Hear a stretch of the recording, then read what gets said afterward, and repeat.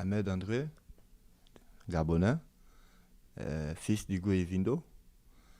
Et je appelé un de mes frères, Djambo Armel, qui est un militant de l'opposition, pour discuter avec lui, le sensibiliser sur l'instrumentalisation des jeunes dans nos MAPAN, parce que je suis un jeune du MAPAN. Et je l'ai appelé, Djambo Armel m'a dit qu'il était en train d'aller à leur QG au charbonnage. Et que s'il fallait qu'on se voit, il fallait que je me rapproche du charbonnage. Et moi, par la suite, je me suis rapproché du charbonnage. Je suis celui-là, l'un des jeunes, que quand M. Jean Ping est quitté de Bruxelles et est arrivé au Gabon, le premier quartier où il est venu parler, c'est derrière le Moulin Rouge chez nous. Et lorsqu'il a failli se faire chasser derrière le Moulin Rouge chez nous, c'est moi, quand il courait pour monter dans son véhicule, qui me suis levé et allé l'attraper la main pour lui dire que Monsieur Jean Ping, c'est comme ça que vous allez changer les choses dans ces pays. Il m'a dit non petit, laisse-moi partir dans ma voiture parce que les gars que tu vois qui chutent les chaises, qui nous insultent là, tu ne les connais pas. Je lui ai dit que ces gars-là, ce sont nos grands frères. Mais dans les Mapan, chaque marigot, chaque caïman a son marigot. Donc eux, ils sont pour Akebe 2. Moi, je suis au Moulin Rouge. Ils ne peuvent pas venir gaspiller quelque chose ici. Veuillez vous asseoir, je vais aller parler avec eux. Il m'a regardé 30 secondes dans les yeux. Il m'a fait confiance, il est venu s'asseoir. Je vous parlais de ça tout simplement. C'était pour vous amener à comprendre d'abord le fait que je suis rentré dans ce QG quand j'ai vu M. Ping rentrer dans ce QG. Et quand je rentre, on me fouille. Je n'ai rien de suspect sur moi, je n'ai pas d'armes. Je rentre, je suis assis, je suis en train d'attendre mon frère Djambo Armel. C'est comme ça que M. Jean Ping sort de l'immeuble pour monter dans le véhicule. Depuis que j'ai quitté leur mouvement, donc les souverainistes, eux et moi, nous ne nous sommes plus jamais vus et je me suis dit, nous ne sommes pas des ennemis. Je me suis levé pour aller saluer M. Jean Ping. Et deux éléments de la sécurité m'ont empêché de l'approcher et je les ai conscientisés en les disant que les gars, on n'a pas à me brutaliser parce que même M. Jean Ping à l'intérieur, s'il voit bien mon visage, je ne pense pas qu'il va refuser mon bonjour. Et c'est comme ça que M. Jean Ping est sorti. 10 gars se sont ajoutés, ils sont venus sur moi. Monsieur, il faut qu'on prenne vos téléphones et tout ça. Mais attendez, il y a quel problème? Non, monsieur, il faut qu'on prenne vos téléphones. Ils ont pris le taser, ils ont passé devant mes yeux. J'ai laissé les téléphones partir. Le temps qu'ils prennent les téléphones, l'autre met la main dans ma poche. Il se tire 100 000 parce que j'avais mes 300 000, 100 000, 100 000, 100 000 devant. Quand il prend les 100 000, il commence à créer une histoire. Que voilà quelqu'un que le pouvoir envoyé, on l'a payé pour venir faire du mal à M. Jean Ping. J'ai dit que mais non, c'est impossible. Vous ne me connaissez pas, vous trouvez de l'argent dans ma poche et vous commencez à spéculer que cet argent m'a été donné pour une mission. C'est impossible. Alors là, c'est devenu un grand problème. Les gars m'ont brutalisé.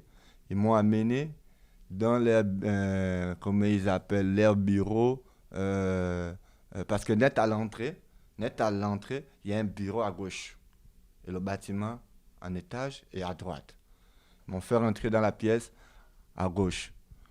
Quand je suis rentré dans cette pièce, ils ont commencé à me tabasser avec des fers, des tuyaux, des bâtons, des matraques.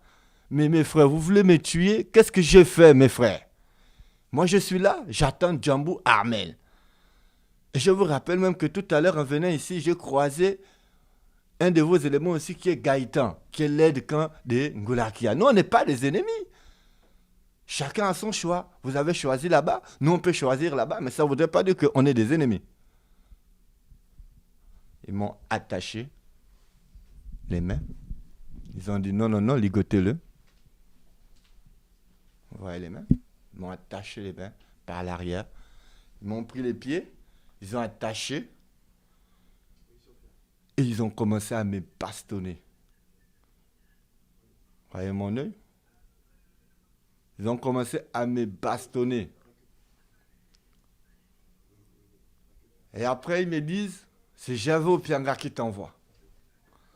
Mais où vous trouvez cette information que M. Gervais Opianga m'a envoyé ici pendant que moi je ne connais pas M. Gervais Opianga? Vous avez mes téléphones, prenez mes téléphones, vérifiez dans mes téléphones. Et c'est comme ça qu'ils prennent les téléphones, ils regardent la photo, ils se rendent compte que je suis un élément de l'armée du Mapan. La révolution viendra du Mapan, révolution intellectuelle. Parce que nous, cette année, on a décidé que celui qui gagne a gagné. Mais personne ne rentrera dans nos Mapan, venir instrumentaliser nos frères, nos sœurs, pour quoi que ce soit en leur faveur. Voilà pourquoi on s'est autoproclamé armée du Mapan avec notre général Gaël Koumba Ayoune. Et comme ça, ils ont décidé d'appeler un de mes grands frères du quartier, Zibi Bertrand, qui est le responsable de la sécurité. Et quand on prononce le nom de mon grand, je me dis, ah Dieu merci. Au moins celui-là, il viendra là. Il va me permettre de m'exprimer par rapport à ce que ceux-là sont en train de vouloir me faire porter comme chapeau. Et alors, quand mon grand frère rentre dans la pièce, il me pose deux questions. C'est Opianga qui t'a envoyé ici? J'ai dit, grand frère, moi je n'ai jamais traité avec Gervais Opianga. Deuxième chose qu'il me dit, je vais te tuer. Quand nous on veut changer le pays et que vous ne voulez pas changer le pays, on va vous tuer. Toi, je reviens tout à l'heure, je t'arrache un œil de l'orbite, je te coupe un doigt et je t'ai ligoté nu à poil. Je te coupe un doigt, je te coupe le pénis, je vais t'égorger de mes propres mains et on va te découper, on va te mettre dans un sac parce que tu as choisi le pouvoir. Je m'en vais, mais mes éléments resteront à te torturer jusqu'à l'heure à laquelle je vais revenir.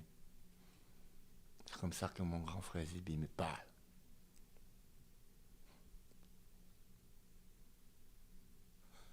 Il sort de la pièce, il part. On reste à me torturer.